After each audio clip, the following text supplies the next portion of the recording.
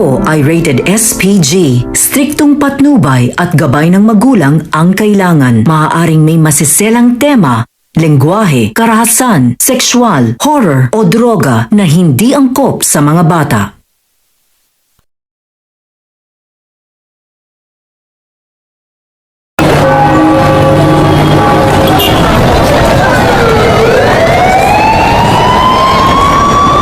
Sino mang nangangailangan saan mang galing tutulungan, tawagin lamang ang ating tagapagtanggol. Laban sa mga ganit at sinungaling humanda pagkat nandito na ang ating tagapagtanggol. Sino mang nangangailangan saan mang galing tutulungan, tawagin lamang ang ating tagapagtanggol. Laban sa mga ganit at sinungaling humanda pagkat nandito na ang ating tagapagtanggol.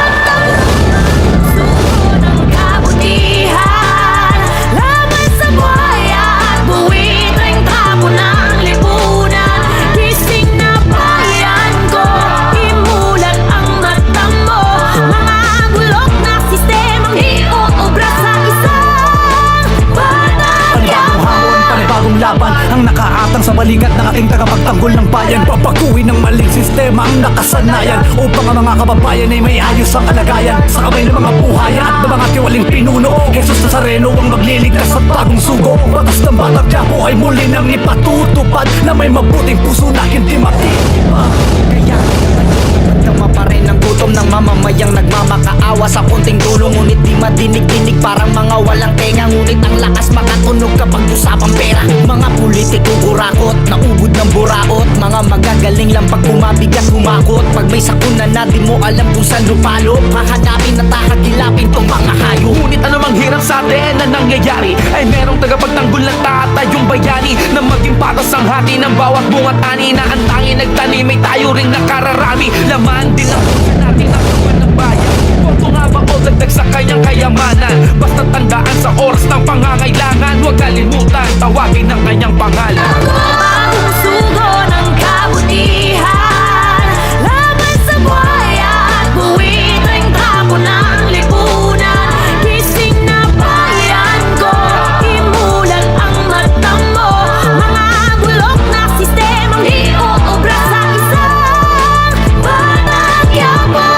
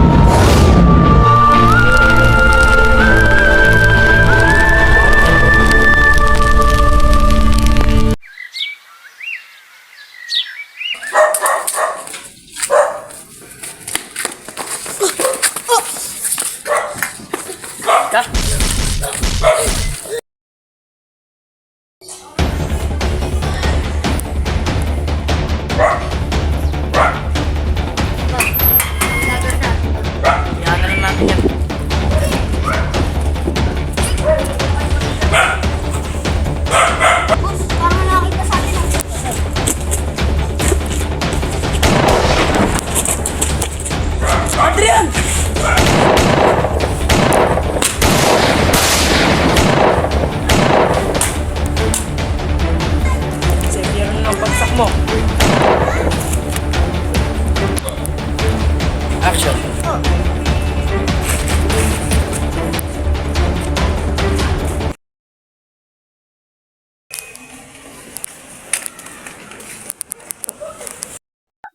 Uy, pre, ikaw ba yan? Oo, angas ng na ako na yun ngayon. Hindi ka namang manok, pre. Ikaw talaga. Tara, tara.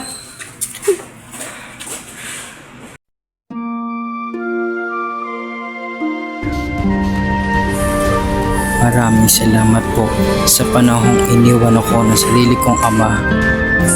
Naging kayo ay parte ng buhay ko. Maraming salamat po.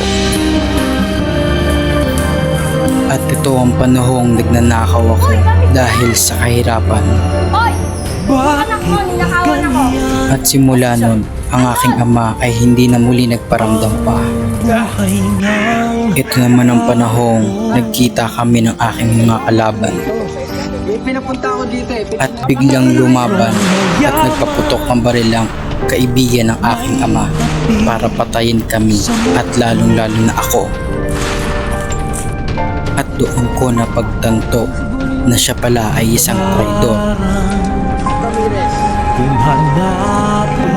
Ito ito naman ang panahong gusto nila magiganti sa isa't isa nang dahil hindi nabigay ang kanilang gusto, lalong-lalo na ang isang droga.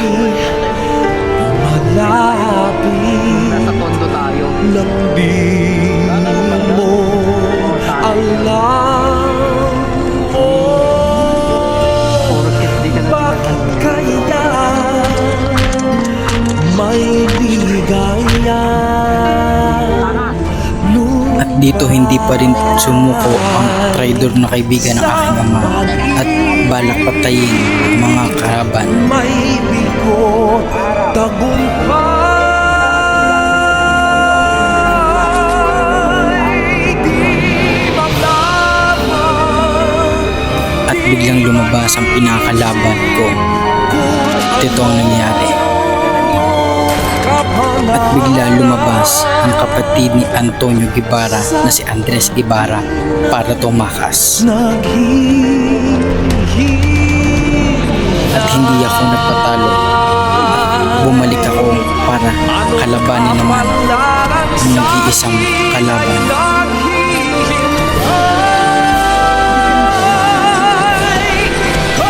Dito, binabalak ko siyang patayin, kaso bigla ko naisip ang aking pamilya.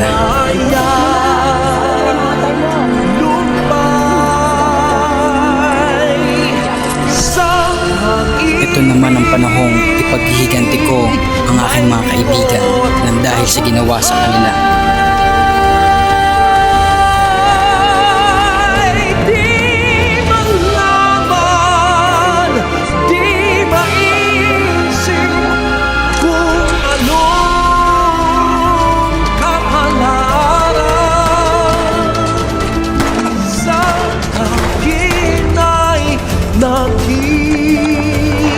Dito ay nabaril ko na siya, ngunit hindi ko napatay dahil may parating na mga pulis.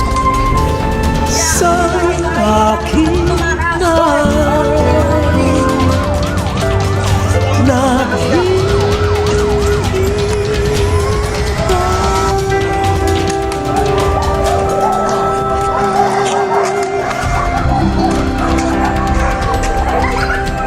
Ito naman yung panahong pinahirapan nila ang aking sariling kapatid. Siya si Raya. Harap na rin kita, Eric. At ito na yung panahong nalaman ko na ang kaibigan ng aking ama ay isang traidor. Alam mo na pala ang katotohanan. Oo. Tama, may sasabihin ako. Kapatid mo yan si Eric. Ginamit ko lang kayo para mapatay kong totoo yung ama. Si Ramon. At ito ay sana mapapatay ako, ngunit nagsakripisyo ang aking kapatid. Nang dahil sa galit ko, pinatay ko rin ang kapatid ni Antonio Guevara.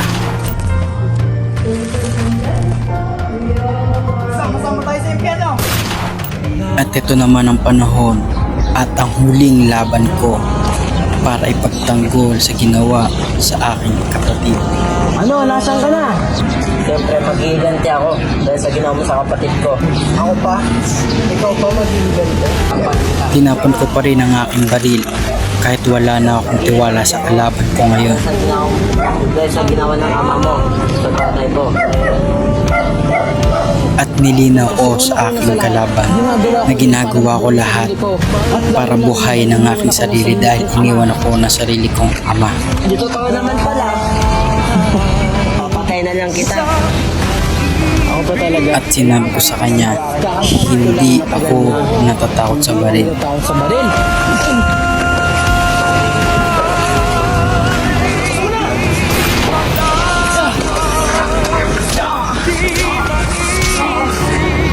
Ano? Ano masasabi ka? Ito ay inaakala niyang mapapatay niya na, pero ito ang nangyari. Alam mo tapos na? Hindi.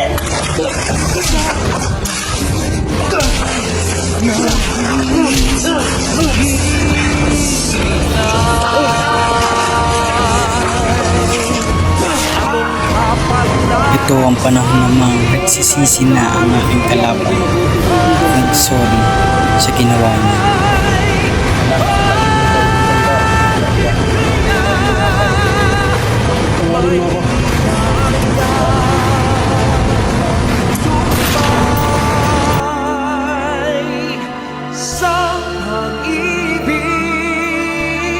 Action! Ano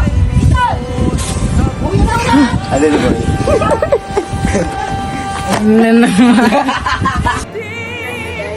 Yung nagpo-practice po sila ng gagawin. Ano to? Ano? Ano ulit pamagat? Batang Sanlo, guys.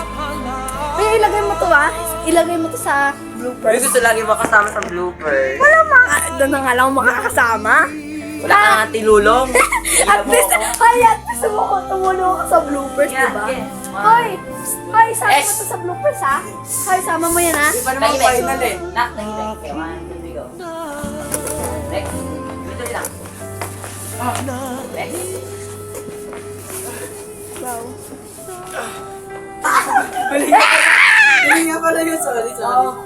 Sorry.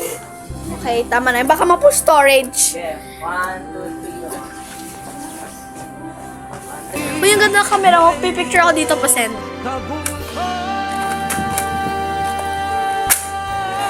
Lakas pala nito pag Ah! Uy, baka naman sa akin story. Ano kayo sakay ka rin dyan? Kapudong pa ako. Ayan, Awani. At ayun na nga po, naubusan kami ng battery. Ayan. Naubusan po kami ng battery. Pakita yung battery. 1%? Yes! Ayan, nagtutulak na po yung isa. Naubusan kami ng battery. Yeah, pasok! Pasok!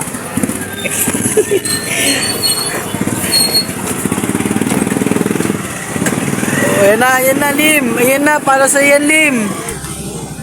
We're here.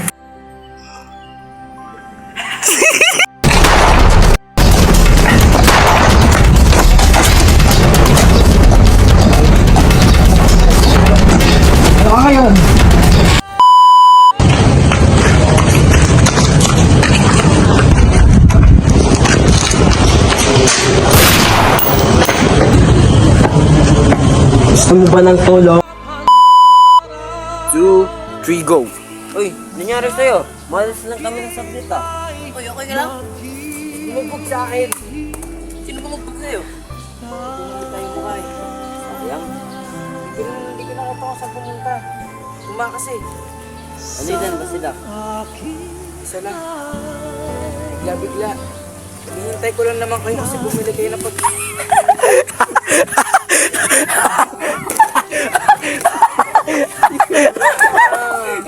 Labas si Bon. Labas si